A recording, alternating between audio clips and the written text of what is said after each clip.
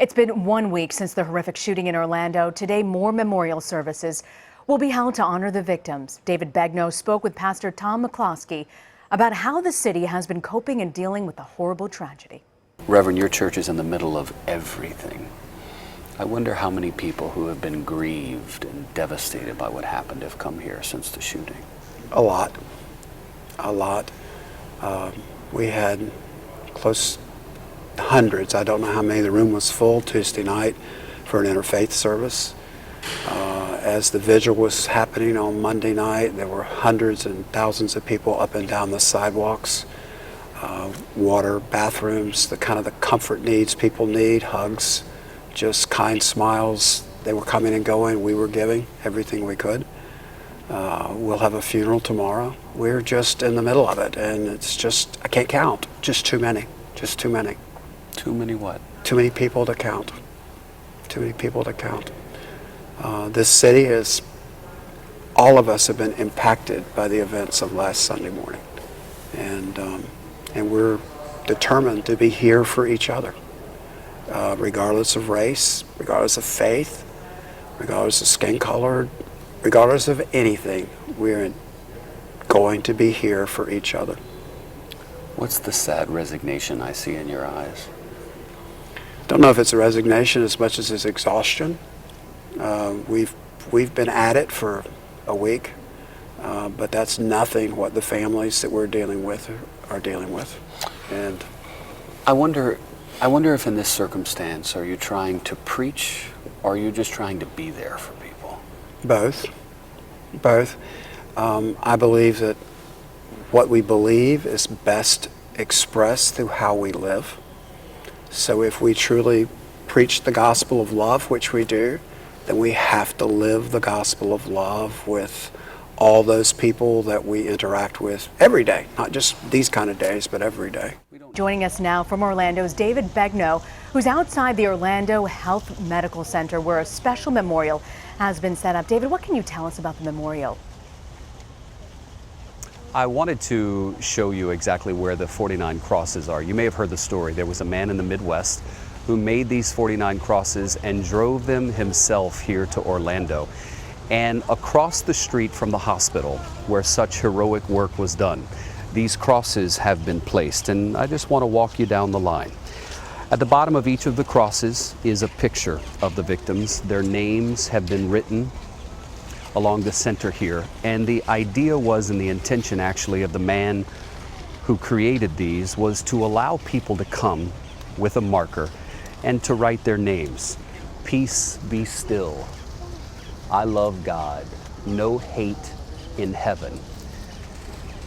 But there's also such quiet here.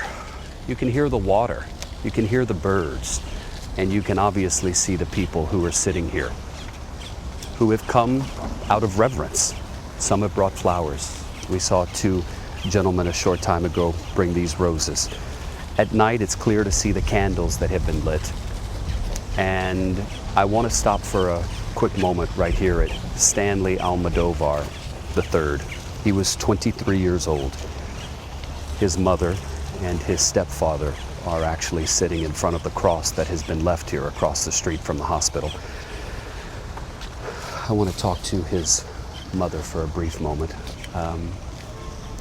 Ma'am, I wonder, as you sit here in front of the cross that has your son's picture, what you want people to know about your son. My son was a happy man. He liked to enjoy the life with friends, to be with the family. He liked everybody to be together.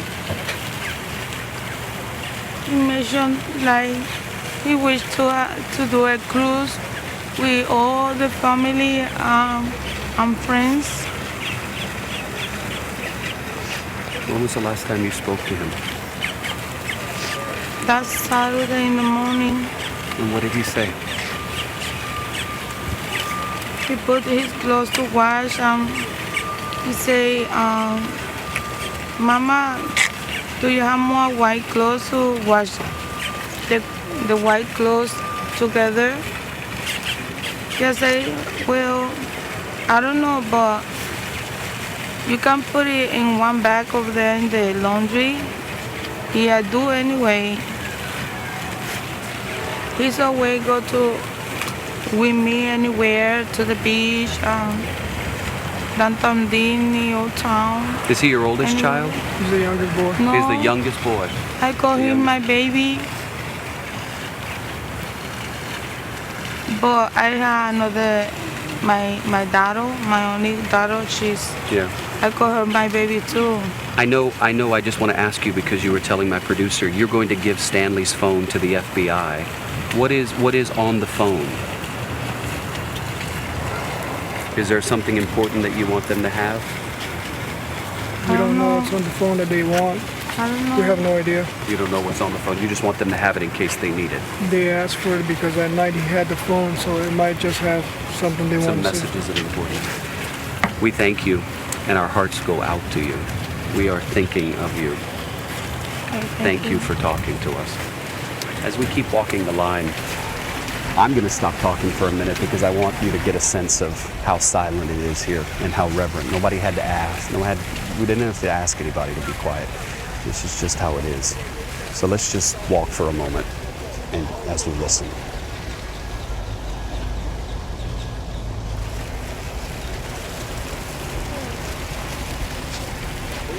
Yeah, his house is right next to Kimberly's Brook. Kimberly Morris, and then he's next to Remington. He's right in front of town. You'll see the flag of Puerto Rico. So many of the victims were from Puerto Rico. Many of them actually, their bodies were sent back to Puerto Rico for proper burial. Rena, these crosses were placed here within the last 5 days, and this has become the spot where people are gathering. This is the memorial, and again, it was created by one man who just simply wanted to do something. He saw the tragedy on television. He said, I'm going to make these crosses, then I'm going to get in my truck, I'm going to pay for the gasoline, and I'm going to drive them down there. And this is the spot where Orlando has come. Again, the hospital is just across the street, and by the way, it's less than a mile from the crime scene. Less than a mile from the crime scene is the hospital where those victims were treated, and they thought this was the best place for these crosses. David, that's incredibly powerful. One man, those of us watching it at home, we think, how can we make a difference? One man who truly did make a difference. Our David Begnaud in Orlando. David, thank you so much for walking us through that memorial. You bet.